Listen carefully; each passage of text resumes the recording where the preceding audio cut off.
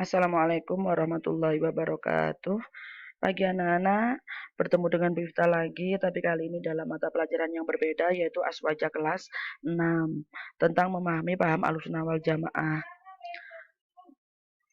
Di sini sama Bifta dibuat peta konsep ya, bahwa memahami Ahlussunnah wal Jamaah itu dibagi 3 subbab, yaitu Ahlussunnah wal Jamaah sebagai firqah dalam Islam, yang kedua sejarah kelahiran Ahlussunnah wal Jamaah sebagai firqah, yang ketiga pokok-pokok ajaran Ahlussunnah wal Jamaah, yaitu dalam bidang akidah, syariah, bidang tasawuf atau akhlak. Yang pertama, Ahlussunnah wal Jamaah sebagai firqah dalam Islam, anak-anak ya. Ahlussunnah itu terdiri dari 3 kata, ada ahlun, as-sunnah, dan al-jamaah. Ahlun Ahlun yang berarti keluarga, pengikut atau penduduk, as-sunnah jejak atau langkah, al-jamaah kekompakan, kebersamaan, kumpulan atau kelompok. Kelompok di sini maksudnya apa? Kelompok orang-orang terdahulu yang layak dijadikan panutan, seperti para sahabat, tabi'in dan tabi'in. Jadi secara istilah anak-anak Ahlussunnah wal Jamaah ialah golongan umat Islam yang berpegang teguh pada ajaran yang telah dipraktikkan Rasulullah Shallallahu Alaihi Wasallam bersama para sahabat, yang juga dipraktikkan oleh para sahabat sepeninggal Khulafaur Rasyidin. Menurut Kyai Haji Ahmad As-Siddiq ya anak-anak ya, Ahlussunnah wal Jamaah itu golongan ya yang setia pada Ahlussunnah al-Jamaah yang yaitu ajaran Islam yang diajarkan dan diamalkan oleh Rasulullah bersama para sahabat. Pendapat ini berdasarkan sabda Rasulullah Shallallahu Alaihi Wasallam, yaitu yang artinya, demi Tuhan yang menguasai jiwa Muhammad, sungguh umatku nanti akan pecah menjadi 73 golongan. 1 golongan masuk surga dan yang 72 golongan masuk neraka. Seorang sahabat bertanya, siapakah mereka yang masuk surga itu, wahai Rasulullah? Rasulullah menjawab, mereka adalah Ahlussunnah wal Jamaah. Hadis riwayat Tabrani. Catatan penting anak-anak ya. Dulu istilah Ahlussunnah wal Jamaah itu ada itu untuk membedakan dengan golongan Syiah. Meskipun dalam perkembangannya istilah Ahlussunnah wal Jamaah digunakan sebagai nama aliran, yaitu aliran Al-Asy'ariyah dan Al-Maturidiyah. Yang kedua ya, sebab kedua sejarah lahirnya Ahlussunnah wal Jamaah sebagai firqah. Ini perjalanan Islam ya, penyebaran agama Islam yang pertama disebarkan oleh Rasulullah ya, mulai dari Mekah, Madinah dan beberapa tempat lain.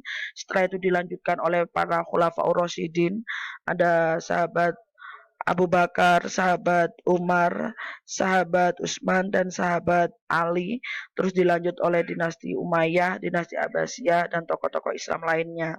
Nah, Ahlussunnah wal Jamaah itu muncul pada waktu Khulafaur Rasyidin, tepatnya pada waktu pemerintahan Utsman bin Affan. Di akhir masa pemerintahan Utsman bin Affan itu sudah muncul perselisihan politik sampai beliau meninggal ya, karena dibunuh, karena difitnah oleh beberapa orang yang tidak suka terhadap beliau.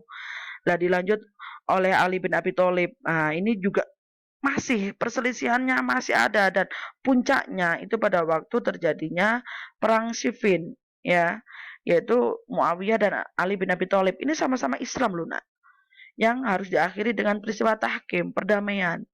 Nah, ini banyak yang tidak terima ya, jadi barisan yang muncul barisan yang mendukung Sayyidina Ali ya, itu yang menyebut dirinya dengan golongan Syiah, dan yang kecewa dengan Ali akhirnya memilih keluar dari Ali, itu golongan Khawarij.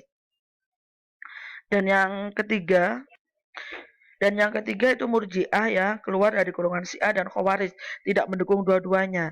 Dalam perkembangannya muncul lagi ada Jabariyah, Qadariyah, Mu'tazilah, ini dengan orang-orang yang berbeda gitu ya. Saat itu yang terkenal karena sempat pernah dijadikan sebagai aliran dalam suatu kerajaan ya, madhab resmi itu adalah Mu'tazilah. Golongan ini adalah golongan yang mengedepankan akal, yang menganggap akal setara dengan dalil-dalil Al-Quran dan hadis. Pada waktu Khalifah dinasti Abbasiyah, Mu'tazilah menjadi golongan yang sangat berpengaruh, kuat sekali. Kenapa?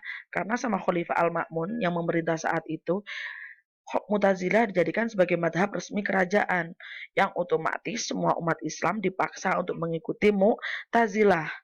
Para ulama yang menolak akan langsung dimasukkan ke penjara. seperti Imam Ahmad bin Hambal dan Muhammad bin Nuh. Gak mau mengikuti. Kenapa? Salah. Kenapa kok salah? Kenapa kok nggak mau? Mereka menganggap ini tersesat, nah ajaran sesat. Nah ini salah satu ajaran Mu'tazilah yang dianggap sesat itu ya. Karena apa? Ini Al-Quran adalah makhluk. Mereka berpendapat bahwa Al-Quran adalah makhluk. Biar apa ya itu tadi, biar akal bisa dijadikan hukum. Padahal jelas nggak boleh. Dalam Islam yang dijadikan hukum itu adalah Al-Quran dan hadis. Gitu loh. Nah, orang ini nggak mau karena di sini orangnya pinter-pinter. Makanya apa? Mereka menganggap bahwa akal itu segalanya. Nah, ini ada ulama lain juga yang menolak, yaitu Abu Hasan al-Asy'ari. Padahal anak-anak sebelumnya Abu Hasan al-Asy'ari ini adalah pengikut Mu'tazilah. Karena beliau adalah murid Abdul Ali al-Jubai, tokoh aliran Mu'tazilah saat itu. Ya, Al-Asy'ari ya, Abu Hasan al-Asy'ari menyatakan keluar dari Mu'tazilah dan menyatakan bahwa Mu'tazilah adalah aliran sesat atau tidak sesuai ajaran Nabi. Kemudian beliau merumuskan ajaran yang mengutamakan Al-Quran dan hadis. Balik lagi anak-anak. Serta menggunakan akal untuk memahami nas-nas Al-Quran dan hadis. Jadi tetap akal digunakan, tapi hanya untuk memahami nas-nas Al-Quran. Bukan menjadi hukum, bukan menjadi dasar gitu loh. Nah, dasarnya tetap Al-Quran dan hadis. Paham inilah yang disebut dengan Ahlussunnah wal Jamaah. Di lain tempat itu muncul juga ya disamarkan itu tokoh Ahlussunnah wal Jamaah yaitu Abu Mansur Al-Maturidi. Inilah kenapa Ahlussunnah wal Jamaah disebut juga dengan aliran Al-Asy'ariyah dan aliran Al-Maturidiyah. Ya dari dua tokoh ini anak-anak. Dari kedua tokoh ini, Ahlussunnah wal Jamaah dikembangkan oleh para ulama lainnya sehingga berkembang ke seluruh dunia Islam dan menjadi golongan umat Islam terbesar atau disebut dengan istilahnya As-Sawadul A'dham. Oke, kita ke subbab 3 yaitu anak-anak ya, yaitu tentang ajaran Ahlussunnah wal Jamaah ada 3. Yang pertama bidang akidah anak-anak. Bidang ini Aswaja menganut ajaran Imam Abu Hasan al-Asy'ari ya. Ini foto beliau dan Abu Mansur Al-Maturidi. Apa sih pendapat beliau dua orang pintar ini? Beliau-beliau ini apa? Ini beliau mendahulukan nas ya daripada akal. Jadi mendahulukan Al-Qur'an dan hadis daripada akal. Bahasa kerennya anak-anak itu takdimun nas alal akli. Nah, mendahulukan nas daripada akal. Pokok-pokok ajaran Aswaja dalam bidang ini adalah ini, bahasa tentang ketuhanan, malaikat, kitab suci, para rasul, hari kiamat, dan kodok kodar Allah. Ajaran Aswaja ya dalam bidang akidah ada di halaman 7 anak-anak. Wiftah hanya mengetik beberapa. Yang pertama Allah memiliki sifat-sifat keindahan, al-jamal, kebesaran, al-jalal, dan kesempurnaan, al-kamal. Ya, jadi keindahan, kebesaran, dan kesempurnaan itu mutlak hanya milik Allah. Ya, Allah ya memiliki sifat wajib 20, sifat mustahil 20, dan sifat jaiz 1. Yang ketiga, Allah Maha Esa dalam zatnya, sifatnya maupun perbuatannya. Esa itu satu anak-anak. Jadi hanya satu-satunya, tidak ada duanya. Percaya terhadap adanya makhluk yang diciptakan oleh Allah dari cahaya bernama malaikat. Tak tambah lagi ya, ada yang dari api yaitu setan atau iblis kan gitu. Harus percaya meskipun kita nggak pernah ketemu atau nggak pernah kenalan. Tapi tetap percaya bahwa malaikat itu ada, itu termasuk akidah anak-anak. Yang terakhir hanya Allah yang mengetahui jumlah malaikat dan diantaranya disebut malaikat kiroman katibin. Iya, hanya Allah yang tahu berapa jumlahnya. Yang wajib kita pelajari hanya 10. Berapa jumlahnya hanya Allah yang tahu. Bidang syariah, ini bidang syariah, ajaran Islam adalah ajaran Islam yang mengatur kehidupan sehari-hari dari aspek hukum baik dalam hubungan dengan Tuhan maupun dengan sesama manusia. Aswaja ya mengikuti salah satu 4 madhab anak-anak. Ada Imam Abu Hanifah ya Hanafi, ada Imam Malik ini, ada Imam Syafi'i dan Imam Hambali. Sementara di Indonesia kita menggunakan madhab Imam Syafi'i. Warga Nahdliyin mengikuti madhab Imam Syafi'i. Ajarannya yaitu nanti dibaca lengkap halaman 8 ya anak-anak ya. Yang pertama membaca bismillah ketika membaca surat Al-Fatihah dan memulai surat-surat Al-Quran. Jadi kalau mau baca surat, entah itu misalnya membaca Qul huwallahu ahad gitu nak ya, itu bismillah dulu anak-anak. kecuali atau selain surat At-Taubah. Kalau surat At-Taubah nanti ada yang dibaca itu apa, biasanya tertulis di samping Al-Qur'annya, pas surat At-Taubah atau di bagian atasnya. Yang dulu-dulu nggak tahu baca bismillah semua, sekarang sama Bu Iftah udah dikasih tahu. Jadi kalau mau baca surat At-Taubah itu dilihat ada keterangan di pinggirnya, nggak boleh di situ ada ya.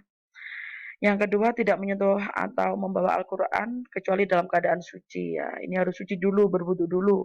Kentut gitu aja udah nggak boleh bawa Al-Quran atau menyentuh ya. Membaca doa kunut ketika sholat subuh. Menentukan awal dan akhir bulan Ramadan dengan melakukan ru'yatul hilal, yaitu melihat bulan. Kalau bulannya udah kelihatan ya berarti besok lebaran. Kalau nggak kelihatan ya berarti menyempurnakan puasa di bulan Ramadan ya. Sholat raweh 20 rakaat ditambah 3 rakaat sholat witir. Sekali lagi anak-anak ya, dibaca halaman 8. Bidang tasawuf atau akhlak. Ini. Akhlak adalah bagian terpenting dalam ajaran Islam sebagai pembentuk manusia yang teratur sesuai dengan ketentuan agama Islam. Dalam bidang ini, golongan Aswaja mengikuti ajaran Imam Junaid al-Baghdadi dan Imam al-Ghazali. Ini para tokoh orang sepuh, orang salafi, orang sufi yang pintar-pintar yang berpegangan kepada Al-Quran dan hadis. Ya, ajarannya bersifat muktabar. Apa itu muktabar? Diakui kebenarannya karena ajaran-ajaran beliau tidak menyimpang dari dasar-dasar syariah. Pokok-pokok ajaran tasawuf atau akhlak adalah sebagai berikut. Selalu bertobat. Jadi setelah melakukan dosa, anak-anak itu bertobat. Kalau bisa tobatan nasuha anak-anak, jadi tidak diulang lagi. Jadi udah benar-benar taubat anak-anak ya. Yang kedua, bersikap juhud ya. Zuhud itu tidak terpaut dengan harta meskipun memiliki harta banyak. Jadi mudah nak untuk sedekah, sedekah, membantu orang-orang yang membutuhkan tuh mudah, nggak hitungan. Karena apa? Zuhud tadi. Bersikap warok ya. Warok itu menahan atau mengendalikan diri dari segala yang haram atau dari segala yang halal atau haramnya tidak jelas. Bersikap tawaduk, berlaku sopan terhadap sesama manusia, terutama kepada Allah, kepada orang tua itu kita harus bagaimana ya, kepada adik kita, kepada teman kita, terlebih lagi kepada Allah, itu tawaduk. Muraqabah, menyadari bahwa manusia selalu dalam pengawasan Allah, memperbanyak zikir, dan yang terakhir istiqomah, yaitu ajak anak-anak ya. Jadi kayak kalian dulu pada waktu sekolah setiap pagi sholat duha gitu. Ya sekarang pun meskipun sekolah dari rumah ya tetap pagi hari sebelum bertemu dengan guru-guru yang lain atau belajar gitu nak ya, itu sholat duha dulu. Aduh Bu, kok udah telat Bu, belajar dulu aja nanti jam 10 duhaan, nggak apa-apa. Setiap hari dilakukan, itu istiqomah, pahalanya besar anak-anak. Jelas ya? Ini Nahdlatul Ulama, Kiai Hasyim Asy'ari ya, Kiai Haji Hasyim Asy'ari dalam sambutan pembukaan deklarasi berdirinya Jamiah Nahdlatul Ulama itu menyebutkan, ciri Ahlussunnah wal Jamaah adalah mereka yang di bidang fikih mengikuti paham Imam Abu Hanifah, Malik bin Anas, Muhammad bin Idris, Syafi'i atau Ahmad bin Hambal. Jadi pilih salah satu. Di bidang tasawuf mengikuti ajaran Syekh Junaid al-Baghdadi dan Imam al-Ghazali, dan dalam bidang tauhid mengikuti Imam Abu Hasan al-Asy'ari atau Abu Mansur al-Maturidi. Jadi Ahlussunnah wal Jamaah kalau di sini ada yang mengatakan disebut juga dengan Nahdlatul Ulama atau NU. Kenapa? Karena NU ini dalam bidang fikih, tasawuf dan tauhid sesuai dengan yang diajarkan dalam Ahlussunnah wal Jamaah. Seperti itu anak-anak. Jelas ya? Jadi dipelajari lagi, dibaca lagi anak-anak sebelum mengerjakan soal ya. Hari ini mengerjakan soal halaman 10 anak-anak yang A saja 1 sampai 30 ya. Itu keterangannya semua tadi udah ya, dibaca tentang pelajaran tentang itu loh nak.